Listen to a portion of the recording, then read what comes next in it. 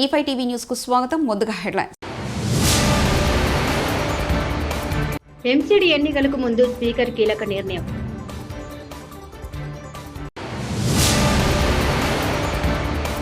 తమ్ముడు నీ life style వేరు, నా లైఫ్ స్టైల్ వేరు. పాడి కౌశిక్ రెడ్డిపై మంత్రి సీతక్క సెటైర్లు.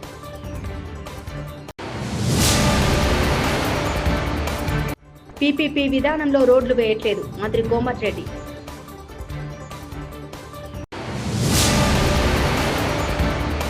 ఆ విజయానికి కారణం చంద్రబాబే, పవన్.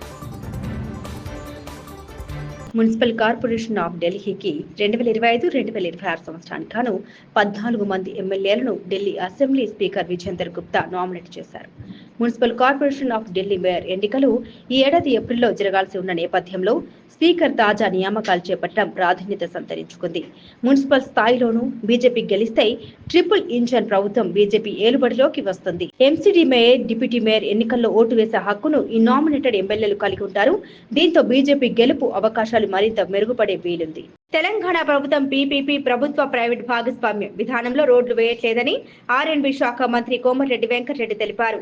హైబ్రిడ్ యాన్యుటీ విధానంలో రహదారులు వేస్తామన్నారు. పీపీటీ, హ్యామ్ రెండు వేర్వేరు విధానాలని తెలియజేశారు. శాసనసభలో హరీష్ రావు అడిగిన ప్రశ్నలకు ఆయన సమాధానమిచ్చారు. ఉప్పల్ ఎలివేటెడ్ కారిడార్ ను 18 నెలల్లో పూర్తి చేస్తామన్నారు.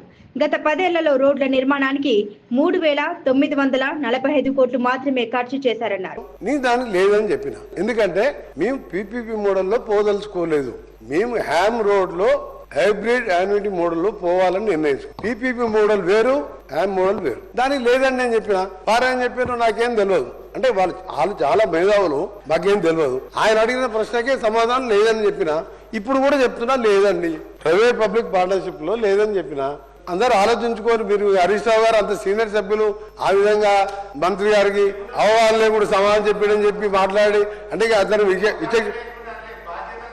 అదే బాధ్యత రహితమైన ఏదైనా ఒక పెద్ద సీనియర్ సభ్యులు ఆ విధంగా ఒక మంత్రి గారు మీ దానికి కరెక్ట్ చెప్పినా లేదా మీరు ఆలోచించుకొని వదిలిపెడుతున్నాం. మీకే వదిలిపెడుతున్నాం. మాజీ ఆర్ఎండ్బీ శాఖ మంత్రి గారు సత్యదూరమైన వారు చేసిన ఘనకార్యాలు చెప్పినారు. దానికి ఒకటి 2 నిమిషాల్లో చెప్తా. ఎప్పుడైనా అధ్యక్ష మన సంపద రోడ్లను నిర్మించలేదు, మన రోడ్లు మన సంపదను పెంచుతాయి అని జాన్ ఎఫ్ కెనడీ అమెరికా అధ్యక్షుడు ఆయన ఉన్నప్పుడు చెప్పినారు. America is great because American roads is good. దాంతో వస్తుంది. కానీ ఏం చేసింది అధ్యక్ష, మీరు మొత్తం 10 ఏళ్లలో వేసింది గత ప్రభుత్వం 112 కోట్లతో 10 ఏళ్లలో 6,668 కిలోమీటర్ రోడ్లని మాత్రమే కొన్ని రిపేర్ చేసిండు. కొన్ని మొత్తం చెప్పి తర్వాత నువ్వు చెప్పు. మీ రికార్డే అంటే గవర్నమెంట్ రికార్డులకే చెప్తున్నా అధ్యక్ష. తర్వాత క్లారిఫై అడగని మళ్ళీ చెప్తా. క్లారిఫై అడగని చెప్పండి మళ్ళీ చెప్తాను. విత్ ఏ మండలంకి వెళ్ళి ఏ మండలం హెడ్ క్వార్టర్, ఏ ఊరికి వెళ్ళి ఏ మండలంకి వెళ్ళి ఏ డిస్ట్రిక్ట్ గా మండలం అన్ని పేర్లతో సహా అధ్యక్ష ఈ 6,600 కిలోమీటర్లు ఒక 15 నిమిషాలు టైం ఇవ్వండి. అన్ని మండలాల పేర్లు, డిస్ట్రిక్ట్ హెడ్ క్వార్టర్ పేర్లు కూడా చెప్తా. తొందరపడకండి. అన్ని తీసుకొని వచ్చిన నేను. ఎందుకంటే మీరు ఇట్లా బకాయిస్తారని తెలుసు, మీరు బుకాయిస్తారని. దీనికోసం అధ్యక్ష 3,945 కోట్లు స్టేట్ బడ్జెట్లో 10 ఏళ్లలో 4,167 కోట్లు ఆర్టిజనల్ లోన్ తీసుకొని నిర్మించారు. ఆ లోను ఇప్పుడు మేము రీపేమెంట్ చేస్తున్నాం. మేము కట్టే అప్పులలో అదో భాగం ఇంకా కొద్దిగా బ్యాలెన్స్ ఉన్నది. ఆ అప్పులు కడతాం. అంటే వీళ్ళు మొత్తం పెట్టింది అధ్యక్ష 10 ఏళ్లలో 3,945 కోట్లు మాత్రమే. ఆ లోన్ అప్పు మేము కడుతున్నాం.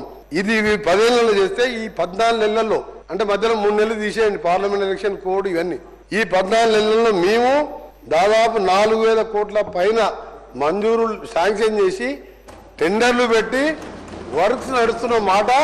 వర్క్ వైజ్ డీటెయిల్ కూడా అందరు సభ్యులకు పంపిస్తాయి. ఇప్పుడే మీకు 10 ఏళ్లలో నిర్మించిన రోడ్లని 1 సంవత్సరంలో మేము పూర్తి చేసినాం. ఇది ఎక్కువ మేము చేస్తాం కానీ పని ఎక్కువ చెప్పుకోం అధ్యక్ష. వాళ్ళేమో తక్కువ చేస్తారు, ఎక్కువ చెప్పుకుంటారు. వాళ్ళు ఏంటంటే మొత్తం బ్రహ్మాండంగా ఉంది, బ్రహ్మాండం అనుకుంటే నడిపించింది కదా. మాకు బ్రహ్మాండం ఏం లేదు అధ్యక్ష. ప్రజలకు సౌకర్యం కల్పించాలి. మా టీఆర్ఎఫ్కి వెళ్ళి 2 రాష్ట్ర వ్యాప్తంగా 1.55 లక్షల ఫారం ఫండ్ నిర్మాణంలో భాగంగా ఓర్వకల్లు మండలం పూడిచెర్ల గ్రామంలో రైతు రాజన్న పొలంలో ఫామ్ ఫండ్ నిర్మాణ పనులకు ఉప ముఖ్యమంత్రి పవన్ కళ్యాణ్ భూమి పూజ నిర్వహించారు. అనంతరం పూడిచెర్లలో ఏర్పాటు చేసిన బహిరంగ సభలో డిప్యూటీ సీఎం మాట్లాడారు. దేశం మొత్తం ఏపీ వైపు చూస్తూ ఉందన్నారు. కష్ట సమయంలో కూటమిని గెలిపించారని 175 సీట్లలో 164 సీట్లు కూటమికి ఇచ్చారన్నారు. ఎన్డీఏ కూటమిని 21 ఎంపీ స్థానాల్లో గెలిపించారని తెలిపారు. ఏపీ వ్యాప్తంగా పల్లె పండుగ విజయవంతం కావడానికి అనుభవజ్ఞుడైన చంద్రబాబే కారణమన్నారు. రాష్ట్రం బాగుండాలని సీఎం చంద్రబాబు కోరుకుంటారని, ముఖ్యమంత్రి స్ఫూర్తితోనే తాను పనిచేస్తున్నట్లు ఉప ముఖ్యమంత్రి స్పష్టం చేశారు.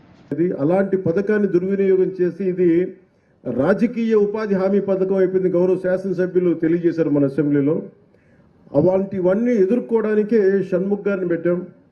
అలాగే వారితో పాటు మనకి శ్రీమతి నవ్య గారికి, ఐఏఎస్ గారికి కూడా జాయింట్ కలెక్టర్ కర్నూలు నా హృదయపూర్వక నమస్కారాలు. అలాగే ఐపీఎస్ శ్రీ కోయా ప్రవీణ్ గారికి, deputy inspector general of police వారికి కూడా నా కర్నూలు రేంజ్ హృదయపూర్వక నమస్కారాలు. అలాగే యువ ఐపీఎస్ అధికారి శ్రీ విక్రాంత్ పాటిల్ గారికి, నా సూపర్ ఎస్పీ ఆఫ్ కర్నూలు వారికి కూడా నా హృదయపూర్వక నమస్కారాలు. I love you. మీరు ప్రేమించక ముందే నేను మిమ్మల్ని ప్రేమించాను.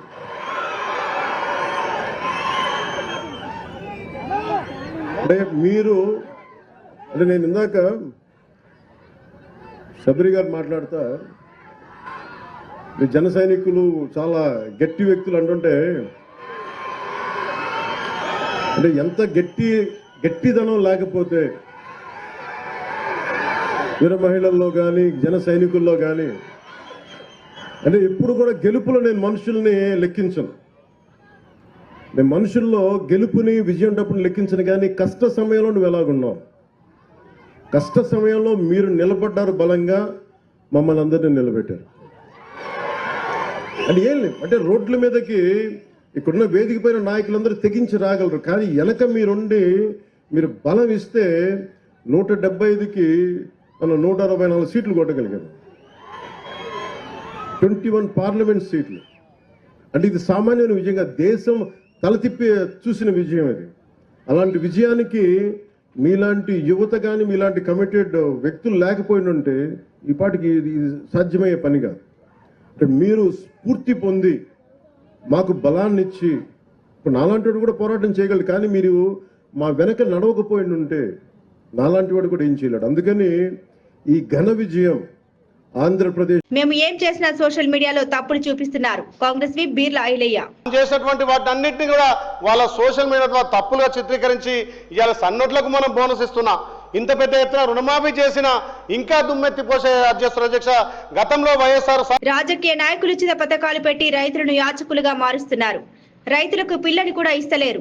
ఇక రైతు తన కూతురిని ఇంకో రైతుకి ఇవ్వాలంటే కూడా ఆలోచిస్తున్నాడు. BJP MLA Katipalli Venkataramana Reddy. ఎవరైనా సరే వ్యవసాయం చేస్తున్నాడంటే పిల్లని ఇచ్చే పరిస్థితిలో కూడా లేడు.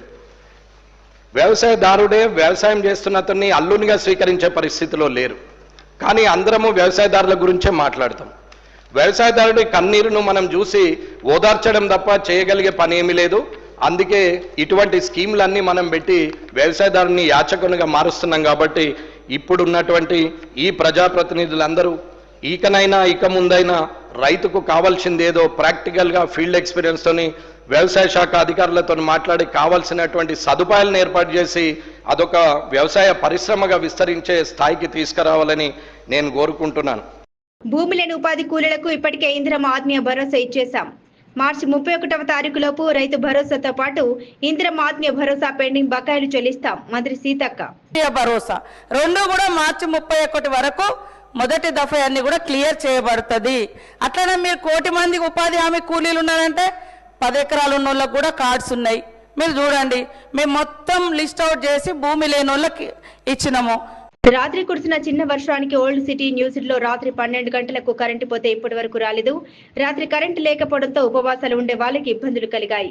చిన్న వర్షానికి ఇంత ఇబ్బంది వస్తే ఎలా? ప్రభుత్వం దగ్గర కరెంటు వెంటనే రీసోర్ట్ చేయడానికి సరైన మెకానిజం ఉందా?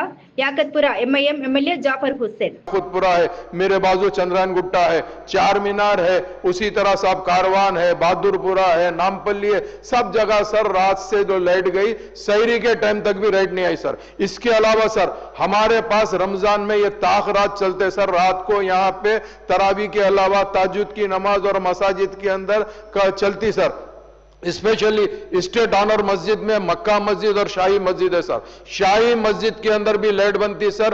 रमजान से पहले माइनॉरिटी डिपार्टमेंट ने वहां पर एक जनरेटर रखने के लिए कहा था सर, सिर्फ 10 डेज जनरेटर रख के लेके चले गए, रात भर पूरी नमाज के लिए तकलीफ हुई सर। ये भी सोचना चाहिए। और ये इलेक्ट्रिसिटी सर सुबह 4:30 बजे कुछ एरिया में आई सर, कुछ एरिया में अभी तक भी इलेक्ट्रिसिटी रिस्टोर नहीं हुई। तो मैं ये पूछना चाह रहा हूं सर आपके जरिए से मिनिस्टर साहब से, आपका ने कोई मैकेनिज्म है या नहीं है सर? अगर बरसात हुई तो इलेक्ट्रिसिटी के लिए आपका ने क्या मैकेनिज्म है सर?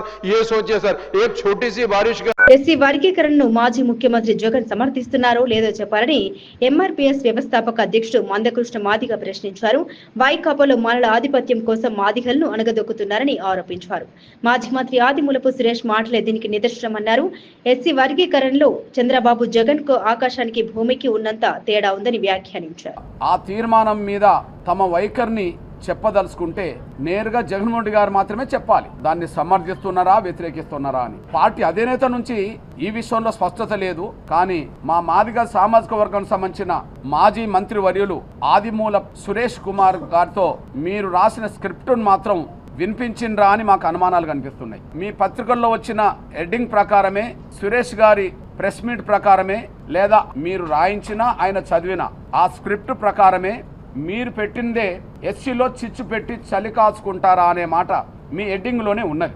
అంటే ఎస్సీ వర్గీకరణ అంశాన్ని ఇది చిచ్చుగా ఒక మాదిగ మాజీ మంత్రితోటే మీ పార్టీ నుంచి మాట్లాడిస్తున్నారు. ఎస్సీ వర్గీకరణ అంశాన్ని ఇది చిచ్చుగా అని ఒకనాడు మీరు కూడా శాసనసభలో మాట్లాడిండ్రు ముఖ్యమంత్రి హోదాలో. అది ఈరోజు మాదిగ సామాజిక వర్గం సంబంధించిన మాదిగ మంత్రితోటే, మాజీ మంత్రితోటే ఈ ఎస్సీ వర్గీకరణ అంశాన్ని ఒక చిచ్చుగా భావించుకునే విధంగా మా వాడితోటే మాట్లాడించారు. అంటే మా కన్నును మా ఏళ్ళతోటి పొడిపించి మీ పార్టీలో ఉండబడే మాదిగ జాతి నాయకుల పట్ల మాదిగలే ఈసడించుకునే పరిస్థితిని, మాదిగలకు మీ పార్టీలో ఉండబడే మాదిగ నాయకుల్ని దూరం చేసే పరిస్థితిని మీరే కల్పిస్తున్నారు. అంటే ఆ పార్టీలో మాలల ఆధిపత్యానికి ప్రాధాన్యత ఇచ్చే విధంగా మాదిగల్ని మాదిగలే గౌరవించని పద్ధతిలో మీ ప్రయత్నాలు కొనసాగిస్తున్నట్టుగా కనిపిస్తున్నది.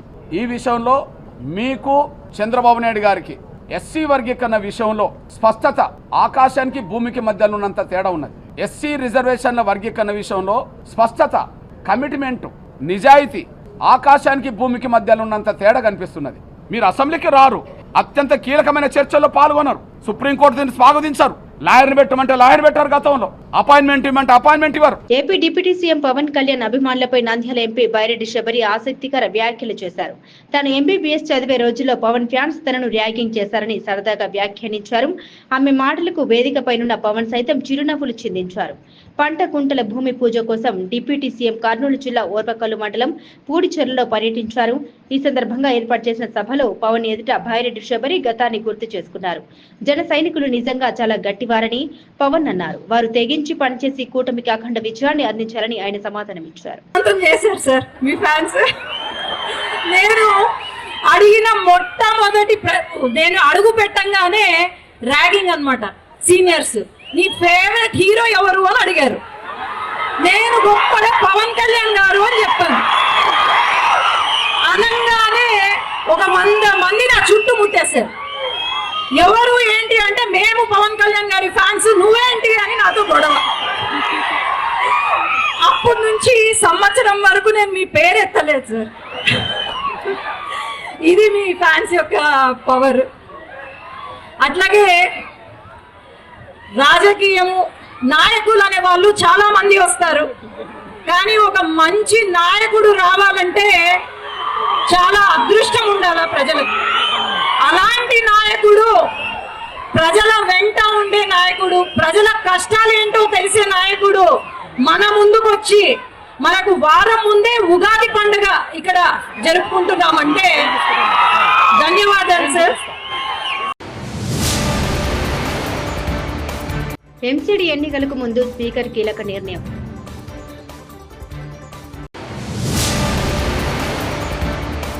తమ్ముడు నీ లైఫ్ స్టైల్ వేరు, నా లైఫ్ స్టైల్ వేరు. పాడి కౌశిక్ రెడ్డిపై మంత్రి సీతక్క సెటైర్లు.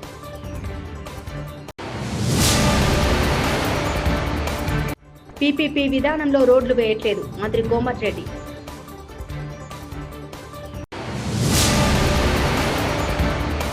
ఆ విజయానికి కారణం చంద్రబాబే పవన్. ఇవి బులెటిన్ విశేషాలు. చూస్తూనే ఉండండి E5 టీవీ న్యూస్.